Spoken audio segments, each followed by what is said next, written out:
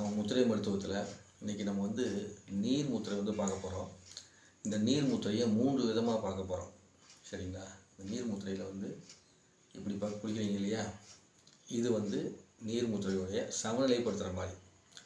இந்த 3 விரலை சேர்த்து வச்சுக்கணும். மோதிர விரலையும் கட்டை விரலையும் தொட்டு வச்சுக்கணும். 2 கைகள்லையுமே இப்படி நீர் முத்திரையை பிடிச்சிட்டு நீங்கள் அப்படியே அமைதியாக உட்காந்துருக்கணும். உங்கள் உடம்புல நீரோட தன்மை அதிகமாக இருக்குது இல்லை கம்மியாக இருக்குது அப்படிங்கும்போது இந்த முத்திரை பிடிக்கிறப்போ உங்களுக்கு அதை சமநிலைப்படுத்தும். ஓவர் ஹீட்டாக இருக்குது அப்படிங்கிறப்போ இந்த முத்திரை பிடிக்கும்போது குளிர்ச்சி ஏற்படுத்தும்.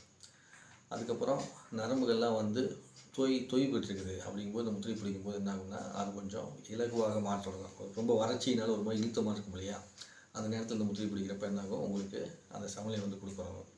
இதே வந்து யூரின் வந்து ரொம்ப அதிகமாக போயிட்டுருக்குது ஒருத்தருக்கு, இப்போ சுகர் பேஷண்டாக இருக்கிறீங்க, ரொம்ப அதிகமாக யூரின் போயிட்டுருக்குதுன்னா நீங்கள் இந்த முத்திரையை இப்படி பிடிக்கணும். இப்படி பிடிச்சிங்கன்னா இந்த முத்திரை மூலமாக என்ன பண்ணிடுவீங்க, நீங்கள் அந்த யூரின் அதிகமாக போகிறத கண்ட்ரோல் பண்ணலாம் இந்த முத்திரை பிடிக்கும்போது. இதே யூரினே போக மாட்டேங்குது அப்படிங்கும்போது இப்படி கீழே வைக்கணும். இதில் 2 கையிலையுமே இப்படி கீழ் பகுதியில் சுண்டுவர்களுடைய கீழ் பகுதியில் தொட்டு வைக்கணும்.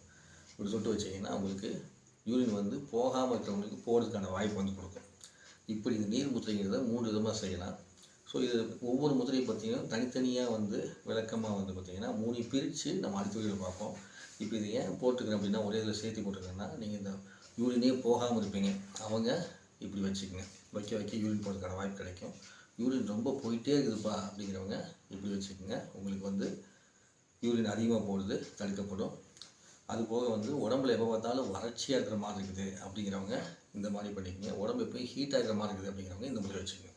ஸோ இந்த நீர் முத்திரையை 3 விதமாக பிடிச்சி நீங்கள் பயன்படுத்துகிறீங்க. இந்த நீருங்கிறது இந்த சுண்டுவலுக்கான பேர், அதை வச்சு தான் நீர் முத்திரை சொல்லிக்கிறேன். அடக்கி பிடிக்கும்போது ஒரு பேர் இருக்குது, இப்படி வைக்கும்போது ஒரு பேர் இருக்குது. அதெல்லாம் நம்ம பின்னாடி வந்து பார்ப்போம்.